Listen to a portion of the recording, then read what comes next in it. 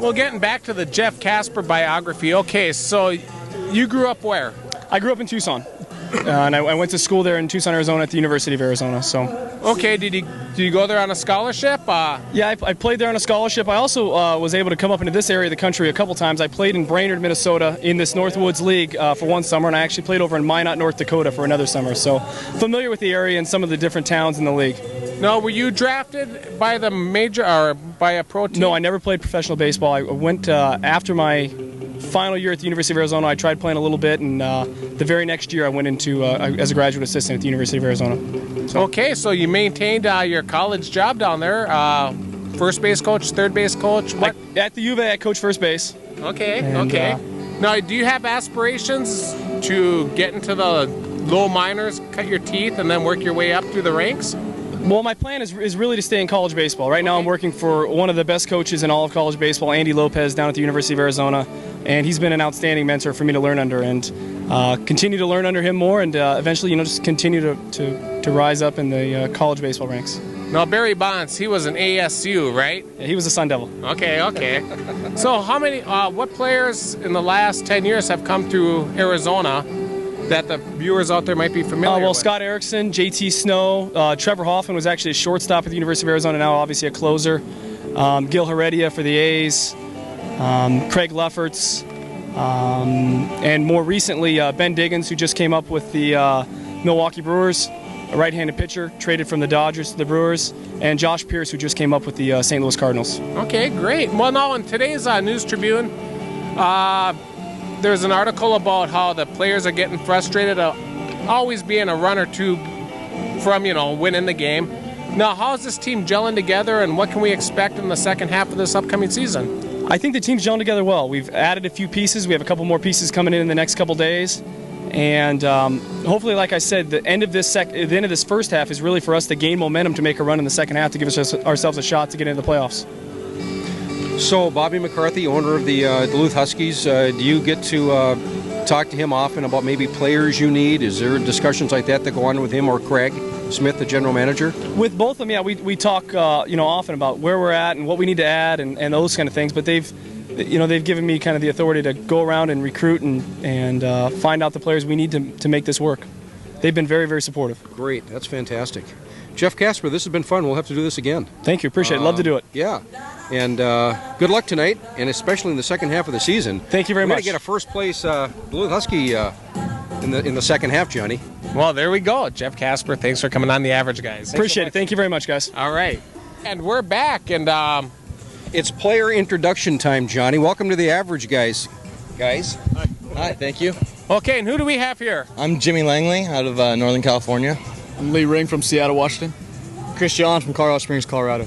All right, so now in the short amount of time you've been in Duluth, what kind of reviews do you have? Not so much for the team and so forth, but for the city itself. Personally, myself, I think it's a real beautiful city. It kind of reminds me of Sonoma County a little bit. It's got a lot of stuff going on for it. I like it a lot. Nice small town, everyone gets along. I like it here a lot. Same sentiments right here. I love it. I'm having a great time. I'm not used to having the water right there since I'm from Colorado. I'm used to the mountains, so it's different, and I'm having a great time. Does it remind you a little bit of Seattle? Most definitely, but there's no mountains. Okay, which is not too bad, but This is a lot greener. But it doesn't stop these clouds from coming this way, No, it's been raining quite a bit. It rains a lot like Seattle, so it's all right. So anyways, if you can just give the viewers out there a little biography of yourselves, where you came from, how you got here, and what you hope to achieve. All right, well, I started off at Santa Rosa Junior College in Northern California. I transferred out to Drexel University, and a friend of mine played baseball at University of Arizona, and Coach Casper let him know he needed a left-handed pitcher and mentioned my name, and Coach Casper and I kind of met that way, and I ended up out here through that. I started Yakima Valley Community College. I went to Missouri Western, and I'm there now. I'm going to be a senior, and the coach at Brainerd, the Brainerd team switched to Duluth, was my coach this year, so that's how I got here. I go to Lamar Community College in Lamar, Colorado. I was a redshirt freshman this year, and this coming year I'll be a sophomore. I don't really know how Coach heard about me, but I think he saw my stats online and then called my coach, and so I ended up here, so it all worked out. So now, we're all true I'm just a diehard baseball fan. Who would you say you try to emulate your game after?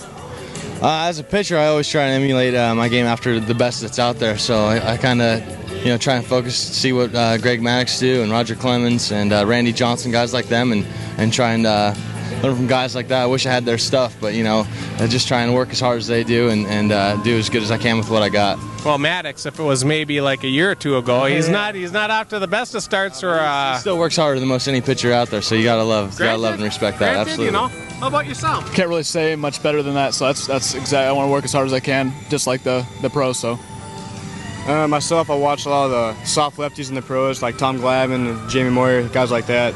Since I'm a soft lefty, and try and learn as much as I can from them from TV. So what do you think of a Jamie Moyer, 40 years old? He's been kicking it around for 12, 13, 14 years. He doesn't have the most powerful stuff by any means, but I mean, he gets the batters out. He gets the job done. He's been doing it for years. He's just kind of a quiet player. He's got the numbers. He'll be in the Hall of Fame one day, and he's just been a quiet player, year in and year out, and finally he's got the numbers early enough to prove it, and he'll get himself finally noticed to be in the All-Star game this year. I was going to say, awesome. Should he be in the All-Star game? Absolutely, and I hope he is. Absolutely, same sentiments from Seattle especially, so that's great. Right. That's what I was asking. Along with these guys, same thing. Kenny? Well, I'm kind of curious. The start of the season, first half rather, hasn't been maybe what you'd like it to be, but you do have hopefully some redemption here in the second half. How big of it is it for Fernando, who got drafted by the Anaheim Angels? Have you talked to him, and are you guys hoping maybe to get a pro contract? Absolutely hoping and wishing every day. I've checked on Fernie online, and he's doing real well, and I wish him the best of luck. We all have that same exact dream, and that's what we're working for every day. Getting the chance to play out here in a league like this gets us a lot of looks, and so we just hope to come out here and do well, and hopefully one day we'll get that same opportunity that Fernie got. So, okay, if you're to be drafted by one team, I mean, who would you want to play for? Tell you personally, it really wouldn't matter any which way. But if I could, anyway, I mean, maybe my hometown Giants, but really, it doesn't matter when it comes down to it, of course. But being from that San Francisco area, Seattle would be easy. Yeah. Colorado? I'd go with the Rockies, hometown team. These are softball questions, guys. We're going to be out here throughout the season, but I'm kind of curious. Jeff Casper, your coach, how has he helped you guys? What has he? How has he taught you maybe some of the aspects of the game? And Jeff Casper, for a young coach, shows more poise and composure and just maturity of any coach I've ever seen, especially at his age. And I've learned just a ton about him, not only how I want to be as a coach one day and some of the things that he does with the team, but I think he, for a summer team, he handles this really well, and he's never negative, keeps things positive, and I think that's helped us turn things around and at least, pull out some more wins, because I know I've been on a losing team, this past year, and when things go bad, it's really easy to just kind of throw in the towel, and he hasn't done that one bit, and he's been there with us, and if you're going to be on a team that's going to turn things around, you need a guy like that around, and so that's definitely Jeff Casper. So yeah, he's 24 years old, and I just learned that a couple days ago, and that's just, I thought he was 29, 30, the way he acts. It's absolutely, amazing. Well, I was going to say, he doesn't have what you call a heavy, facial hair, so, I was wondering that. So he's only 24 years old, huh? 24. Wow. Yeah. So, and what's Coach taught you? Well, no, he's he's a competitor. He's more of a hitting coach, so Coach Crawford helps me out more than Coach Casper does, but Coach Casper's a great coach, and I'm having a good time hanging around him, So no, in Colorado this might not apply, but Northern California, you see those flying rats up there called seagulls. You guys, we got too many up here, but what about out in your hometown? Quite a few. I live right next to Bodega Bay, so if you've ever seen the movie Birds, you'll know that I've seen a few seagulls in my day. So it kind of reminds me of home. Like I said, it's got a nice Sonoma County feel to it, and it's kind of nice to see the seagulls around. Reminds me of being near the ocean, so I like it. Yeah, but if they had an open season for 2 weeks, I think we could cut down on this population just a little bit. Yeah, possibly. So, now the weather's starting to heat up, and if there's one thing you could tell the viewers out there why to come out and support you guys, what would you want to say? The more fans that we have, the more motivation it is for us almost. And it's like, the more people that we have here, it's just such a great feeling at the ballpark. And, we never want to let any of the fans down. And so it kind of adds just an extra fire and spice to the feel of playing and kind of puts a little bit more into the game. So, if as many people as possible come out, it's a great time. And people have a lot of fun when they're here. It really helps us out and get motivated to win some ball games. So. Well, they had a nice crowd show up last night, so the weather's starting to heat up. Hopefully we'll get more and more.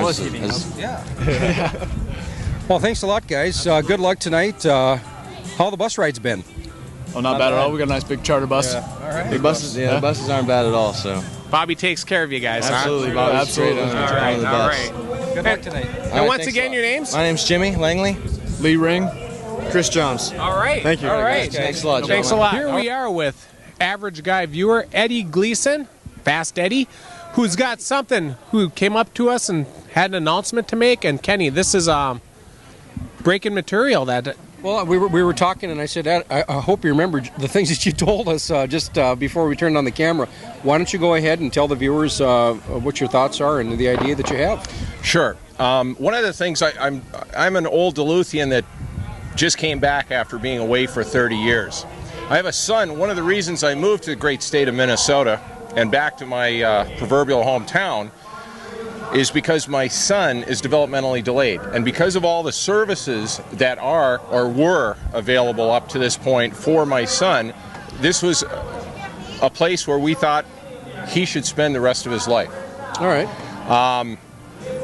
Back in Chicago, in Oak Park, Illinois, where we lived, there was a program, a team-oriented sports program called Buddy Sports. We've decided, a friend of mine from West Duluth, who's very active in the community, Stan Cateforth is his name, and he's president of a non-for-profit. The two of us have the same issues. He has a grandson that he's currently raising who is developmentally delayed. I have my son who's developmentally delayed, and there aren't any. He's going to be in the Ember Space Race. Steven. Oh, okay. I'm on TV right now, but a friend of ours. We can. Can you cut that? Yeah, we can. We can. Oh, review okay. This. At any rate. Do you have to get going here? No, that's fine. Okay. We'll keep talking here. All right. But yeah, you're going to edit this, right? No. No, this is all live. This is What you see is what you get, Ed. At any rate, so what this program was, it's a mentored program like Little League Baseball, and it's run under the league rules. It's the Challenger Division of Little League Baseball. That's the first sport we want to start with here in Duluth. In doing a little research, Stan and I come to find out there's over 300 families with the same issues that both of us have. There aren't any team sports available for kids like my son Mike. However, there are a number of other programs. You've got Special Olympics. They do a great program, 16 and above, okay? You've got Eric Larson from Courage Duluth, who runs a really great program for individual sports and individual activities, outdoor activities for kids, for adults who have physical disabilities. But there wasn't any program like what we had back in Chicago. My son is always nagging me about that, and I thought, you know what? This is the perfect community. This is a supportive community for something like this. And I'll explain what Buddy Baseball is. Yeah, what's the concept of it? Is it something that I would imagine there are other families out there and that are watching this that maybe have a child, a son or a daughter, and maybe when you wrap this up as well, you can give some information as to how they can get in touch with you. Absolutely. We're working in conjunction with the Park District. The field that we're going to use is Irving Field over in West Duluth. Both of you are West Duluthians, you know where it's located. It's pretty easy to get to right off the expressway, and for our purposes, it's easily accessible for people with wheelchairs. Sure. What's great about this program is it's not a competitive program. It's a socialization. These kids go out the door wearing the same gear that all the other Little League teams wear, and they have their same league schedule that all these other kids have. Depending upon the child's ability, he can either hit off the tee or he can hit live pitching. Okay. I'll give you a case in point. When we talk about Buddy, who's the Buddy? The Buddy is a mentor. In other words, you'd have an able-bodied person at each position. If you're playing second base with my son Mike and the ball gets hit to second, depending upon Mike's ability, you might field the ball for him, but you hand it to him and he makes the out. Okay, so it's a totally inclusive program. There's no outs, per se. If there's 14 kids to a side, they bat through, the inning flips over to the other side. we want to do this also with flag football. We've gotten a great response from the Park District on this for the fall.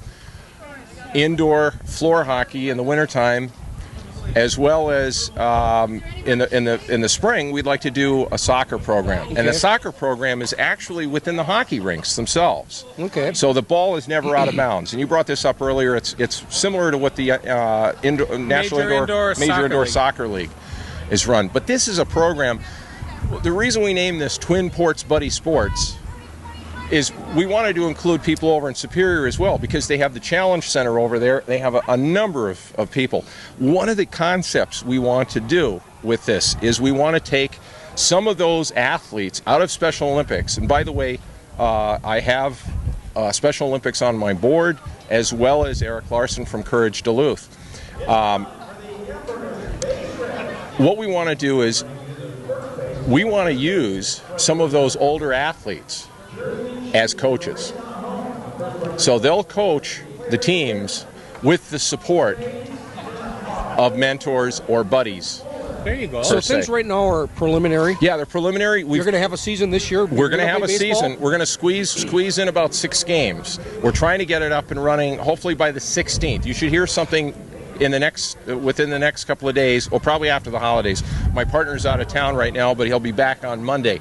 If somebody wants to respond and get in touch with you, yes, they can call me, and I'm Ed Gleeson at 722-5141. That's 722-5141.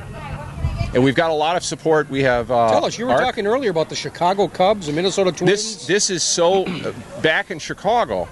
The Chicago Cubs have made such a commitment that last year they donated, I think it was in excess of $45,000, and helped get a dedicated field in Grant Park, both for buddy baseball and Cubs wheelchair baseball. It's completely accessible, and it can certainly be done here. I mean, this is probably pretty neat. One of the most caring and supportive areas of the country. If you look at the population base, just within the city of Duluth, I mean, 300 families. If some of those families will have 2 kids, we're talking about 500 kids. And we haven't even included Superior. Up on the range, they have, like you they say, have a with huge program. no vehicle for their kids to socialize. That's right. And meet That's other right. kids similar. Renee Engstrom, who's head of ARC, the Association for Retarded Citizens here, ARC Northland, made a comment to me when I approached her about this. She said, frequently our children are the loneliest children. And they are.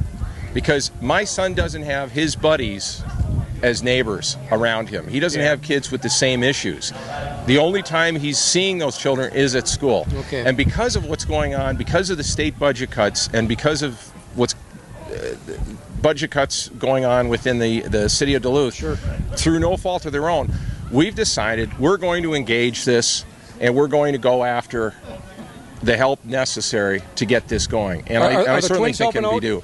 The Twins, I have talked with a member of Twins Care, or actually I didn't talk to them directly. A friend of mine in the Cubs organization shamed them, and it wasn't, and I use that term, they just gave $5,000 to the Boys and Girls Clubs here in Duluth. The Twins. The Twins Care. Okay. Twins Care. Tentatively, because I'm late coming to the plate on this and getting this going, a lot of that money, that endowment money, has been used up. That's all right. I mean, we're going to get this going one way or another. So you'll start the season, and the Twins will be there next year to help? There we go. Yes. The Twins, and quite possibly the Cubs.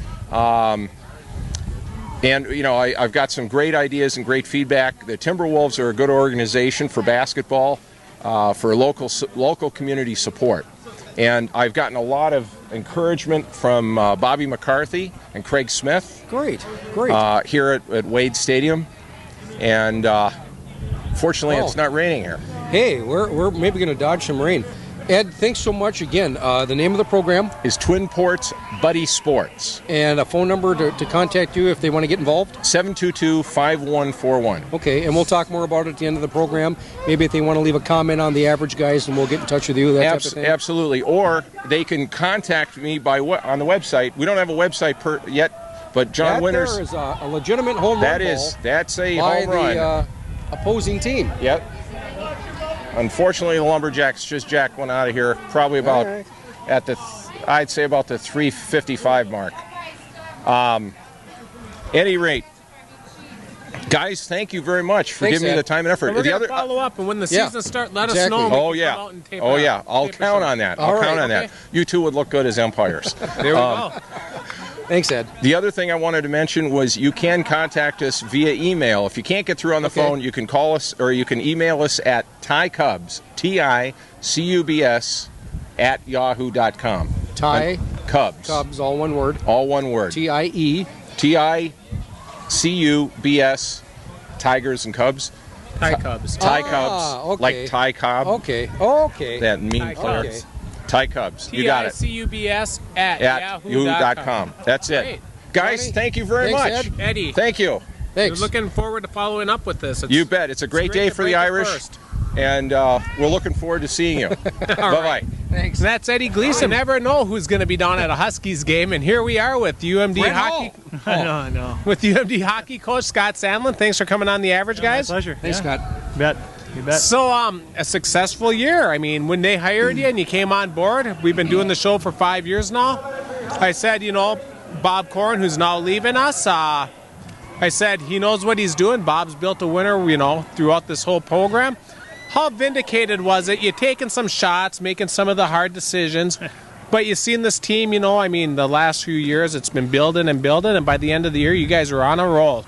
Well, it was certainly a huge step, positive step, but I think it's kind of been coming through the second and third year, and obviously it was nice to see us kind of have some results, and I was very happy for our seniors to leave on a real positive note, and more importantly with the number of guys we have returning, it was very important for them to understand about winning and what it takes, and more importantly getting to that Final Five and getting close to that tournament. So hopefully there's that carrot there that those guys are working hard and excited about next year. Well, let's talk about the tournament. You took, was it third in the Final Five? Yeah, we took third. Yeah, you took third. Yeah. But then they go by that convoluted process of Mercyhurst.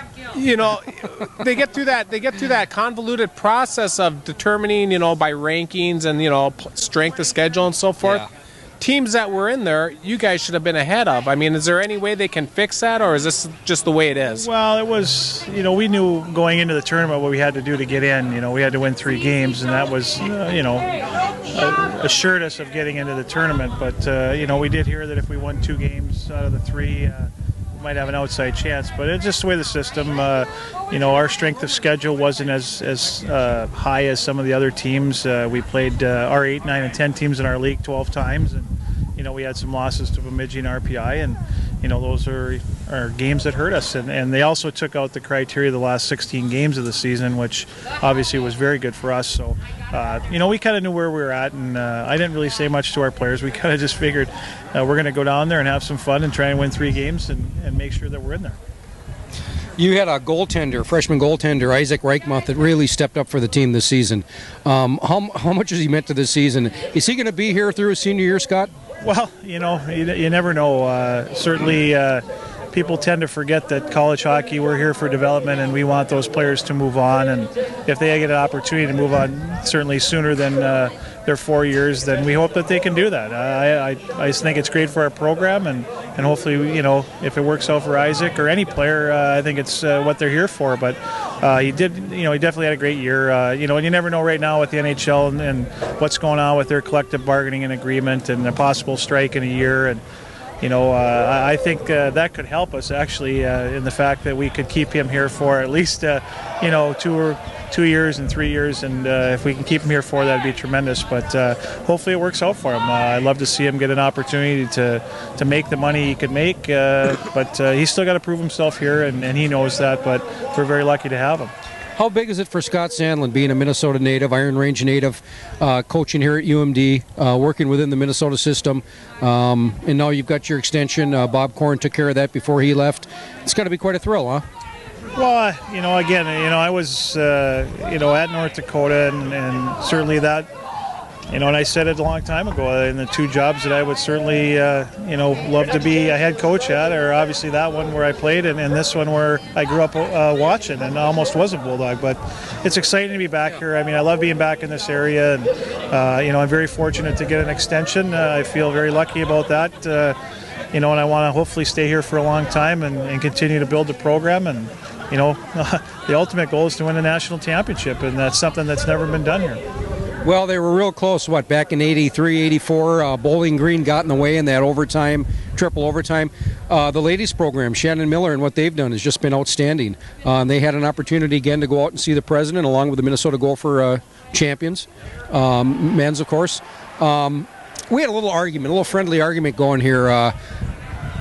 Who was Scott Sandelin drafted by when he was drafted? I was drafted by Montreal. Kenny's right. Second round. So you ended up playing in their system, and you played in the NHL. Who were some of the players that you played with?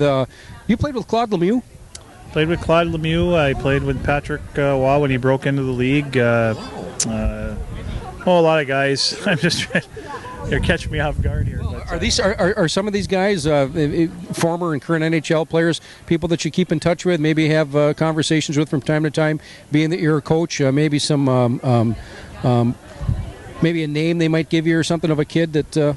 Well, more so guys, like Chris Chelios and Craig Ludwig, guys that, I probably knew a little bit better. But, we always run into guys. I mean, hockey's a small world, and, you seem to always run into guys or get a phone call from somebody here and there. And, it always helps when they're out kind of promoting you as a person or your program. So whether it's friends or hockey alumni, it's very important. But it was a great experience to play. I didn't play a ton of games, but did play 6 years, kind of mostly in the minors. But it was, I tell kids nowadays, I mean, it's a great way to make a living, and certainly there's so many more opportunities now for players. But I'd love to go back and play. There's no question. But right now I'd have to lose about 40.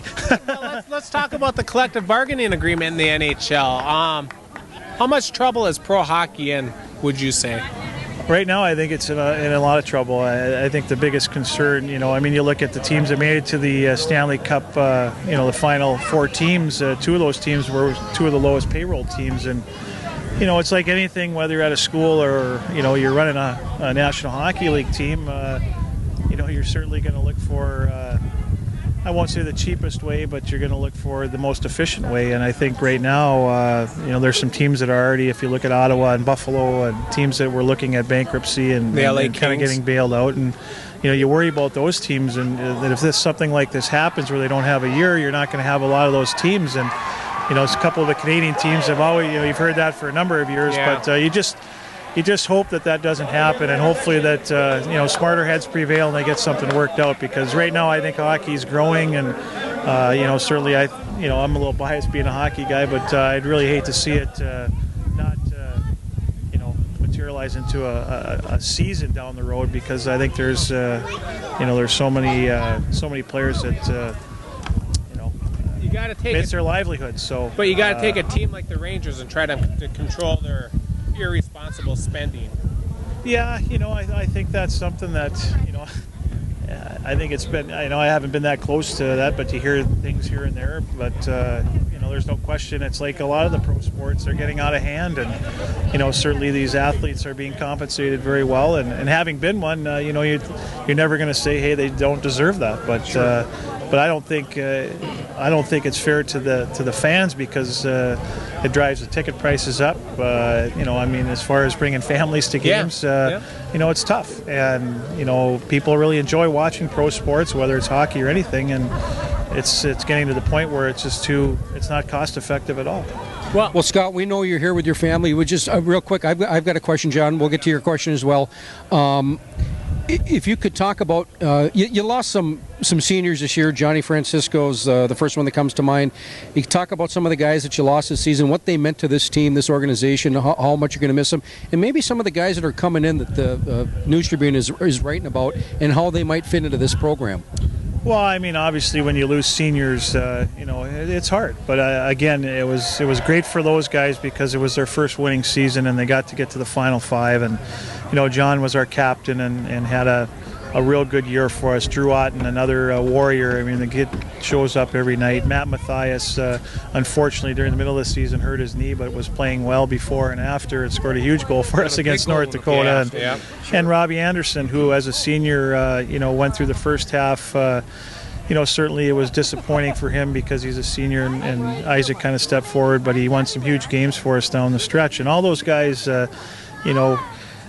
were all big contributors. Some, certainly more than others, but their leadership and the type of kids that they were, certainly you're always going to miss your seniors. And as far as our incoming guys, we brought in 4 players, and we've got Josh Johnson from Cloquet, who'll replace Robbie, goaltender. Brian McGregor, a forward.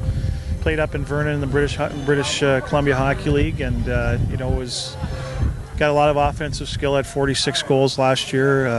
Ryan Swanson is a defenseman who's going to walk on. Played at Iona in their program, folded, so he's a big 6'2", 210 defenseman. And Jeff McFarland, who played in Lincoln, who won the USHL championship. So we didn't bring in a lot of guys, but we felt we brought in some players to certainly fill the needs and the voids that were left by our departing seniors. Okay, two-part question here. Number one, like you say, Robbie might have been disappointed the first half, but that second half of the year, Scott, all of a sudden you sat Isaac down, you'd put Robbie in. Robbie would have the game of his, life. How do you go about making those decisions when they turn out you look like a genius, But is it just a hunch you have to give Isaac a rest and put Robbie in, and vice versa? Well, I mean, the good thing is I got a great staff, so we all think alike, and we talk a lot, and it was just that when it came down to Robbie playing that Denver game, Isaac had won. It was 6-5. He had a tough weekend against Mankato, and lost 2 games. And the best thing for us was that he won the game, so coming out he's not still on maybe a downer like the Mankato weekend. And Robbie was ready, and he worked hard, and he deserved the chance, and he took advantage of it. And I think that tells you what type of goaltender he was, and what kind of coaching it takes too. And then I just want to wrap this up. It isn't often you hear a sports show where me and Kenny were big fans of Bob Corin. We support our AD. Sure. How much are you going to miss Bob Corin? And boy, what kind of now that he's leaving, what great things can you say about the shape he's left the whole UMD program as a whole? The shape he left it. Well, I think he's did a tremendous job, and for me, obviously, he gave me an opportunity to coach here and be a head coach at a program that I wanted to coach at. So I'm very thankful to him for that, and he was a great guy. He's a great guy to work for. We could talk hockey, and for me, it was a real pleasure to work for him, and I'm going to miss him, and hopefully we can find somebody that can replace him that can do the job he did and keep the programs moving forward and the department moving forward. And time will tell. We're working hard with that search committee, so hopefully by later this summer we'll know who we're going to have. Well, maybe Scott Sandelin, thanks so much. Maybe we can do this again during the hockey season. Sure.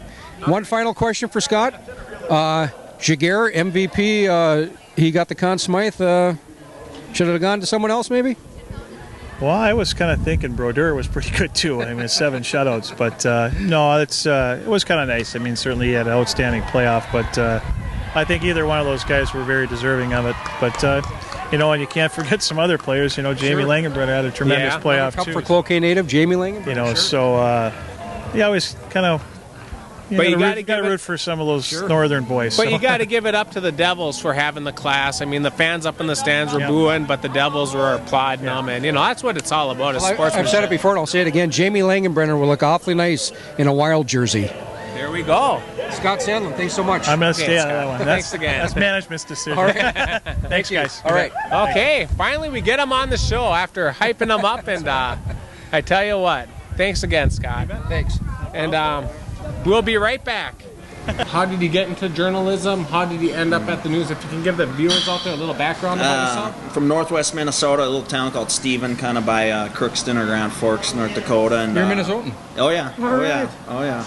Awesome. Oh, yeah. And went to St. Thomas, and I've been up here 5 years now. I started writing when I was in high school, and my older sister was in the business. She was a journalist, and I always loved sports, and you get paid to watch sports, so can't beat that, really. There you go.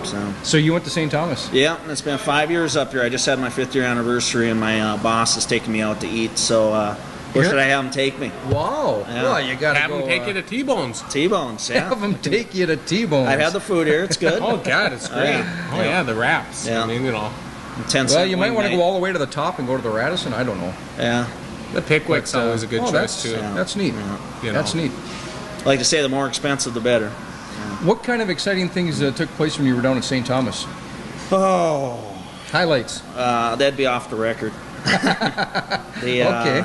I was an intern 1 year for Fargo Forum, and they had me cover home Viking games for a year. Really? So that was a lot of fun. Jeez. It's not all it's cracked up to be, though. I mean, that As an intern, that you could did be a workout. Yeah, yeah.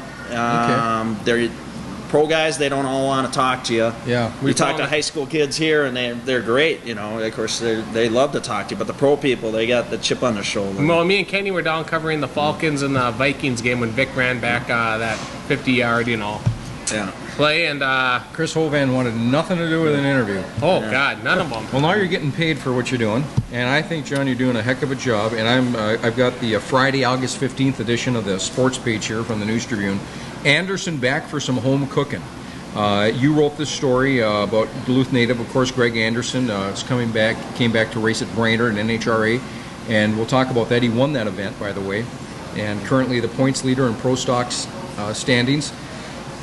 How big of a story is this to you? I mean, a local kid like this gets a top page in the front of the sports. Yeah.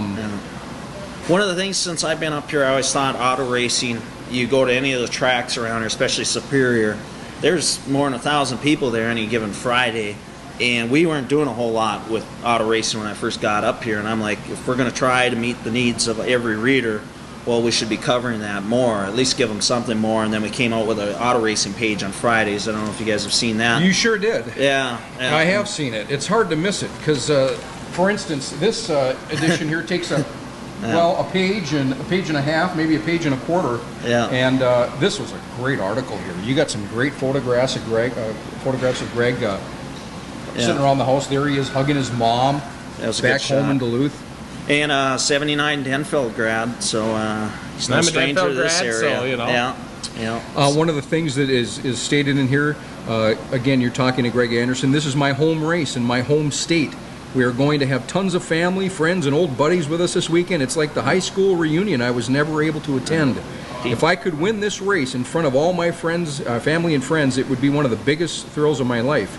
Well, he did that. Yeah, you and were then he there. ended up doing it, and I was there, and I would guess there was probably, I put over 20,000 people Really? that Sunday, but it's probably more like 30 plus.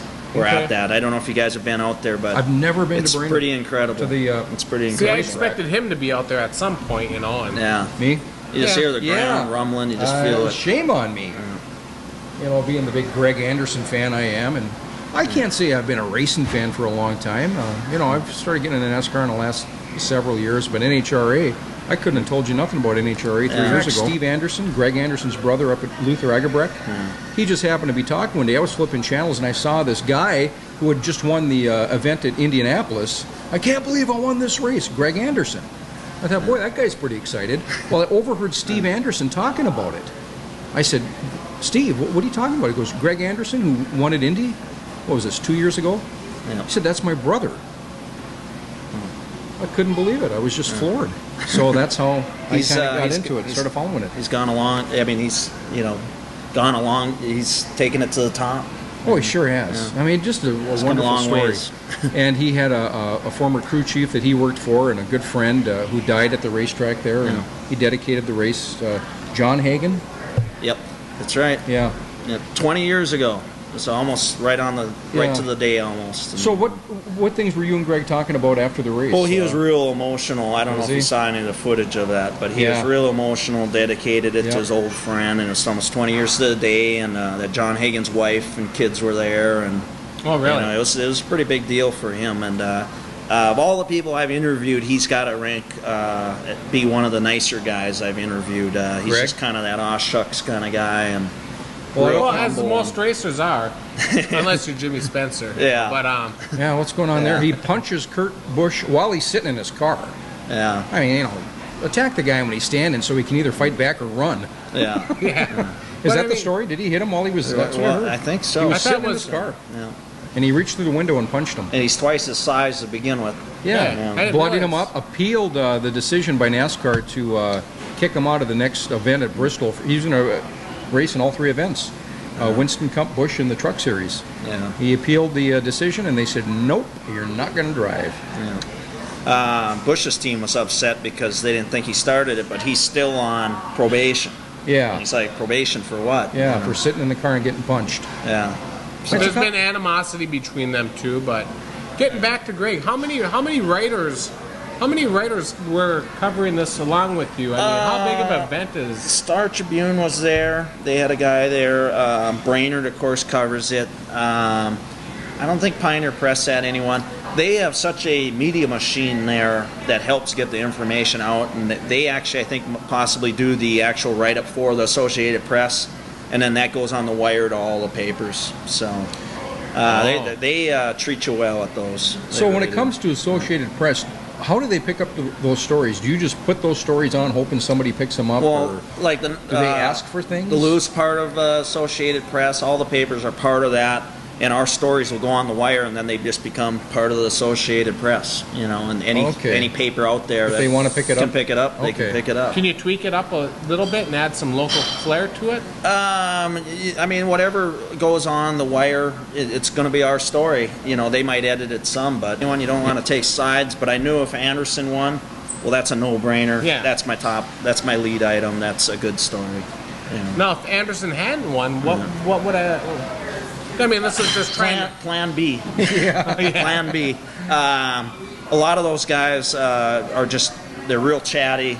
Good story. A lot of people like Brainerd. It's an unusual track on that circuit because it's out in the country, and they got the big campsite and the small town atmosphere, and they have a good time there. And another guy, Anderson's one of his dyno operator, kind of tunes the engines and stuff. He's Jason Line from Cromwell. Line, yeah. His brother Lance Line, it actually got cut from my story. He won it's a sportsman's class. That's not the pros. Yeah. It's a level below. He won a stock eliminator, and I'm going to highlight that this Friday because it did get cut from my story because of space and stuff. So. Right. Was Jason at this event? Yeah. Yeah. As his, Well, he's the dyno guy Yeah, and then for- his brother okay. went and won his first ever national stock eliminator title. So it was a big day for the Line family as well. I mean, the whole family's involved in auto racing. They're from that Wright area, Wright and Cromwell, and they had a good old time there too. So, Really? Yeah. The old '69 Mustang, and the thing just popped That's right off neat the stuff. ground in front. We're looking at the Monday News Tribune sports page, and it's got a photograph here of Greg and Kurt Johnson. They were in the finals, and they both had their chutes deployed already. When that race started, Kurt got the early jump. Boom, he was off the line first. And I thought, oh boy, here we go. And it happened so fast. When they crossed that finish line, I couldn't tell.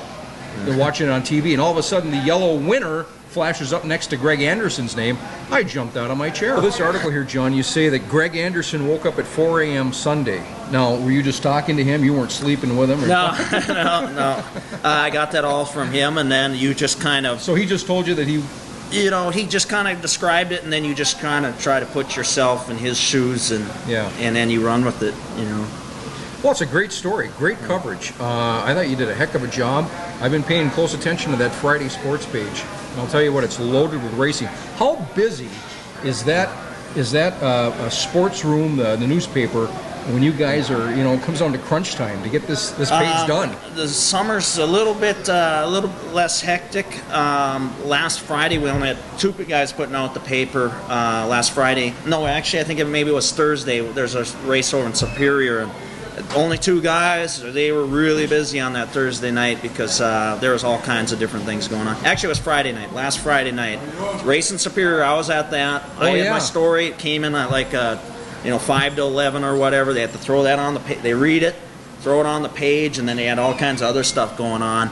That's a night where we're kind of pushing deadline, but for the most part, summers are pretty quiet. Are you always pushing deadlines? Those Friday nights in football, Yeah. in the fall, those When it is gets the pretty deadline? crazy. It gets pretty crazy. What time is deadline? Does it vary? 10:45 for our Iron Range run, Okay. and then that goes out to rural Wisconsin too. But the Twin Ports, we can have something in there. I could finish the story 12:15, 12:20. And get it in there. And They still just get save it in the there. space and then Yeah, there's been times I wrote my story, and 20 minutes later, a guy came walking up with the first round of papers, and my story's right in there. It's pretty crazy. That's when you're pushing deadline. Well, no, what was neat the stuff. impetus? You're doing a few stories here about like Daryl Nelson. The next day, I can't remember. Another guy with local connection, Daryl Nelson. His shop, Dave's Automatic Transmission, is just about 3 blocks from here. Yeah. That's his shop? Yeah, his old man's shop. Okay. Billy Senior. Yeah. So it's just over there. So if you need a And that training was a job- great group. That was a great racing team to interview. Well, his dad was sort of a local legend back in the Yeah. 60s and 70s Yeah. and through the 80s, and Daryl took over and so forth. And Yeah. this is great that you're giving the local flair to it. And have you been? What do you think of Proctor's new? Now that The they've been lights are making good. They're good, and I will be at Proctor on Thursday for the Silver 1000s on Thursday. So their big showcase event, and the new lighting. We're hoping for a pretty good photo, because in the past, when it's real dark, it's hard to get a good photo. But that was taken at Proctor, and you can see that photo turned out well. Yeah. That was from August 17th, Sunday's paper. No, like with Daryl Nelson. I mean, does he have any aspirations to go higher, or is it just this is He the works, circuit and he wants to- he works a regular shift, and it's a family-owned business. They need him there, Yeah. so he obviously has the racing talent. It's just, he's got 2 lives there. One's racing and one's work. And Unless Joe Gibbs calls him and says, exactly. Okay, kid. Exactly. And I'll take some. Well, even the Star Tribune had a story on Greg Anderson in their Friday, August 15th. They had a photograph, had a neat little story in there. It was kind of funny, though, because none of the NHRA stuff online that I saw made any mention about Greg Anderson racing in his home state. I don't know. I think that that's... He knows where, he doesn't forget where he's from. But one of the interesting things that Greg, I was the first one to tell him, he came up here like on Thursday or Friday last week, and they had a celebration for him, and I went to that, and I was the first one to tell Greg that they're talking about closing Denfeld, his old school. He hadn't heard that. Yeah, What do you have to say about it? He didn't sound too thrilled about the idea. No kidding. There'll be Okay. bloodletting All right. before it happens. It won't happen. Yeah. So. Well, they go on to Indy in a couple of weeks. That's a big race. Greg now has, 7 victories on the season. There's 7 races left. And, God, I hope he can hold on to the points lead and win this thing. And we'll have a great story in the News Tribune to read, huh? Oh, yeah. Thanks to John. NASCAR, do you cover the NASCAR? Well, I mean, we put the NASCAR in, but the only thing, I concentrate on local angles. Okay, all right, okay. And then everything So you else we don't get choose from the and pick- wire. We get from the wire. Our Dave Nevin, and our sports editor, Okay. he's also taken a keen interest in the NASCAR and the sports racing, and he picks and chooses what basically goes on that auto racing page. If there's any local angles, Jason Line, the same guy we talked about, who works on Greg Anderson's crew, he used to work with Joe Gibbs' racing team. Oh, really? He was the dyno operator, the guy who kind of tunes up the engines for Tony Stewart and that Joe Gibbs team. He left all that to go race drag racing because that's his first love. So That's cool. How about the local racing scene when you do things, these enduros? These are big events. I raced in one last September. And you raced in one? Drove a car up at Proctor. We had a blast. Yeah. I'm telling you, it's so much fun. You can, get 4 or 5 guys in the car if you want. Got to have seat belts and a helmet and all that fun stuff. You cover those events? And we had a story on our racing page. Our Iron Range guy, this Lee Bloomquist, he covers our Iron, did a really nice Yeah, story. you did. That's what I was looking A for. couple weeks ago, he did a really nice story about that. And I'm kind of kicking myself because I should have done a story on that a while ago. Because, like you said, you've competed in it. There's all kinds of great local interest stories at an enduro. I mean, it's just a bunch of regular folks just throwing Average a car guys. together. Yeah, Average guys and gals. Average guys and gals throwing a car together and going out and having fun. So my story for next year, I'm actually going to do it and then write about it for next year. Because well, I thought I had it in here. Sounds like remember fun. what issue that was in? it would have been the Friday before last. I don't have it. That's so it was The 11th? the 8th. It would have been the 8th. Yeah, I don't have it. I did see that. Yeah. Yeah.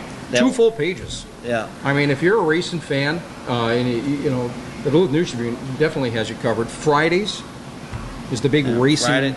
Fridays is the big Primer day. for the weekend. When I was working on that story and I walked into Bill's automatic transmission and I saw the old man, what page did he have it turned to? He had it to the auto racing page, and I thought that was pretty good. I had That's neat stuff. right around when I was doing my interviews for that story, I did a story about Jamie Thomas. He helps out at Proctor Speedway. Yeah, that's I just saw a that volunteer. one. Yeah, Yeah. just a volunteer, does Yeah. everything, does the dirty work, all that kind of stuff. And Bill Nelson was reading that story and getting a laugh about it because they call him like Bruto or whatever after the little Popeye character. Yeah. So everyone got a kick out of that.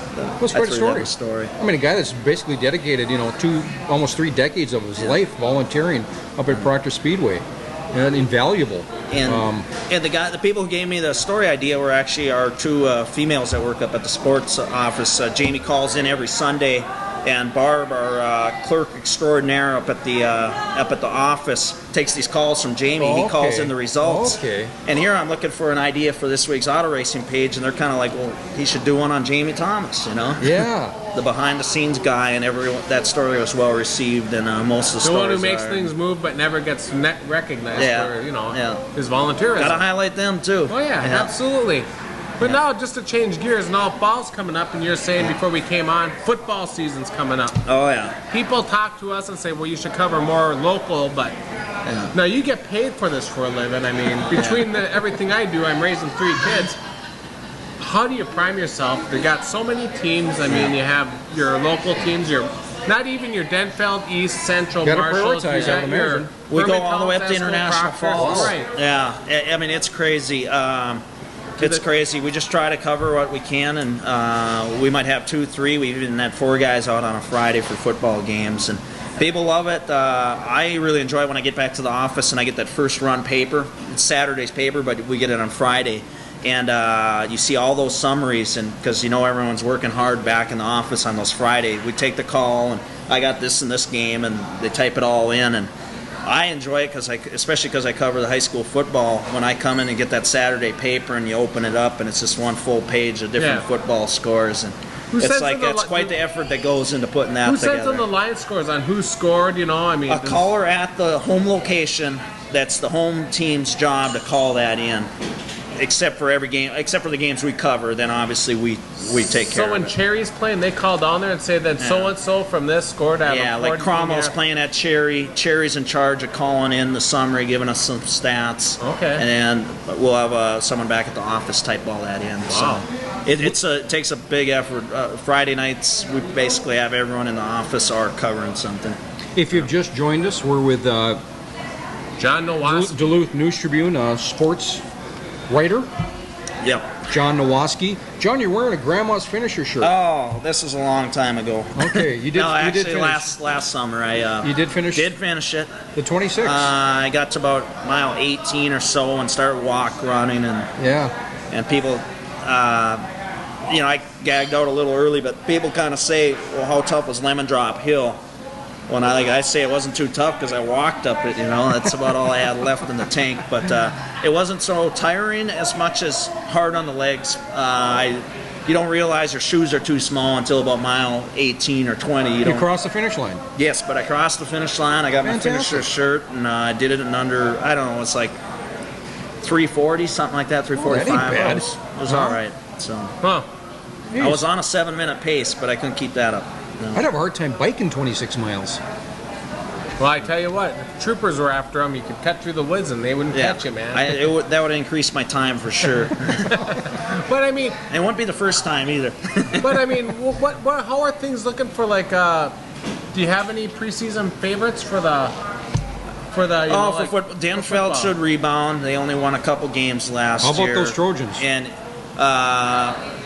new coach. Trojans have a new coach. Duluth East drops to 4A, so they're on that level now too. So that should be interesting. Hermantown Proctor always solid. Out on the range, Greenway Rapids always good. Falls should be good. And then of course the small schools, Cromwell's always good. Cherry should be strong. Your usual suspects. I mean, good programs produced as good teams, and of course Cook County up on the shore. Yeah. Boy, you guys got a large area to cover. Oh, it's incredible. It's incredible. All the way up to the falls. International Falls. All the way up to Grand Marais. And then east to Ashland, pretty much. We don't go quite as far south in Wisconsin. Because, I mean, if you went 2.5 hours like you do up to International Falls, if you went east, you'd be in Michigan. How far west? Do you get out near Brainerd? Or we used to have Sunday papers go all the way to Bemidji, and I don't know if we still do, but as far as our coverage area goes, Deer River's about the end of it, out to the west. That's a large area. That's a large area, and that makes for a lot of teams. There's like about 50 football teams we have to worry about. Well, I know the News Tribune is part of the resurrection, if you will, of the Duluth Athletic Hall of Fame. And they're going to have their ceremony coming up here, Saturday, September 6th. Talk a little bit about this. What is this generated a lot of interest? I believe Kevin Pates, one of our sports writers, has been doing some work with that. So I did see that Kevin Pates is the contact here. Like you said, it's been resurrected. You know, it's been kind of. You know, obviously all those people are really deserving on that. And, well, after 14 years, they've brought this back. Brought it back. And of course that's going to generate some interest, and deservedly so. One thing, even though I'm a younger reporter, one thing people have appreciated, I have done some story on some of the history, because people lose perspective otherwise. People tend to look just 10 years ago. They don't forget that, they were playing football 50 years ago around here, and there's great athletes that just get lost in the wayside. And, what were some of the stories, more memorable stories that you did? Well, an old history type story I did last fall. I did something on, it was the 10-year anniversary of UWS dropping their football program. I remember that. So then I remember time to, I talked to one of Superior's old legends over there, and that was real interesting to get some of that history and stuff. So those stories are kind of fun. Awesome. Well, John, we appreciate this time we had. Like I said, Jon Nowacki, a highly accurate Duluth News Tribune, an integral part of the local sports media here in Duluth. And the racing pages, I love them. Keep it up. And we'll have to look forward to your stories covering high school football here. Well, when does it get started? Next month? Thursday and Friday, next week. Next week? Yeah, can you believe that? Yikes. Public school stadium going to be a busy place. If they close Denfeld down, would they still use the field? Well, here's the question. If they close Denfeld and then eventually East, are they going to have to change the name of Public School Stadium to Public School Stadium? That's the one thing we're debating. Yeah. Have to drop the S on there. Who's the coach out at Denfeld? Isn't it Dave Moores? Dave Moores was on the news, on the television, talking that if that happens, he goes, right now I got 100 kids trying out here at Denfeld. He says, I got to pick 22 of them. He said, can you imagine if we had one high school? Well, and I've heard that complaint a lot. You think cuts are going to be tough now? Yeah. And we've kind of forgotten about Marshall. Marshall is a high school, so there'd still be 2 high schools. Yeah. Of course, one public, but not to close crazy. Denfeld. Can't do it. So before you leave, how do you think? Just quickly, the Twins. Twins, I had them tabbed. We did a little poll, a little bet we had going up at the office of where the Twins would finish. I put them at 88 wins, so that still looks pretty good. I like that prediction. Some went higher, some went much lower, but we had that bet when right when they're in their slide right before the All-Star break, and I got them at 88 wins. I'll stick to it. Yankees swept the Royals today. Twins are 1 game out. If they win today, it'll be a half game. But I tell you what, Chicago's a half game. The only way the Twins will take this, I think, is, and it was in the highly accurate Duluth News Tribune, the article on Torrey Hunter. One of these guys, doesn't matter if it's Hunter or if it's Jock Jones, AJ Przynski, even Christian Guzman. Somebody's going to have to literally take this team and carry them on their back. And I don't know if the Twins have anybody out there. Yeah. They had 3 of their top 4 guys out. So what did Tice say? 46 of the 48 guys on the roster are only first or second year players. Yeah. That's amazing. Yeah. Well, you got to start somewhere. 46. Yeah. Basically have to start over at the defense. And then they've got the Timberwolves. I'm going to get my 4 basic food groups in here. Yeah, the Timberwolves should be improved. I mean, everyone's excited about them. He should have, as soon as you get out of California and Golden State there, you can only, the Clippers, you can only improve. Well, I like my Clippers, but I mean, we got Sam Cassell in the backcourt now, and I mean, it'll be interesting, Well, your specialty is racing and high school football. And high school hockey, and then high school hockey? high school Okay. baseball. A lot of high school for me. I get Basically high school sports, Yeah, baseball, pretty hockey, much. football, Yeah. and then the local racing scene. And like I So you said, get to all the tracks, Ashland, Hibbing, Proctor, and Superior. We don't get to cover as many races as we want because then you're pushing deadline. It's late. I covered a race at Superior last Friday, and boy, it's a workout getting that in for deadline. They're into their racing over in Superior, aren't they? Yeah. Oh, yeah. They get a really nice are. crowd over there. They really do. Nice facility. We try to get to six races a year or so. Okay. So try to get the bigger All right. ones and stuff. Well, Jon Nowacki of the highly accurate Duluth News Tribune, thanks so much for being on the average, guys. Maybe we can get you on during the fall when football starts up. And Drop me a note. All right. Drop me a Sure note, will. no problem. Ken Average will drop you a note. All right. Thanks, All Jon. right. All right. All right. All right.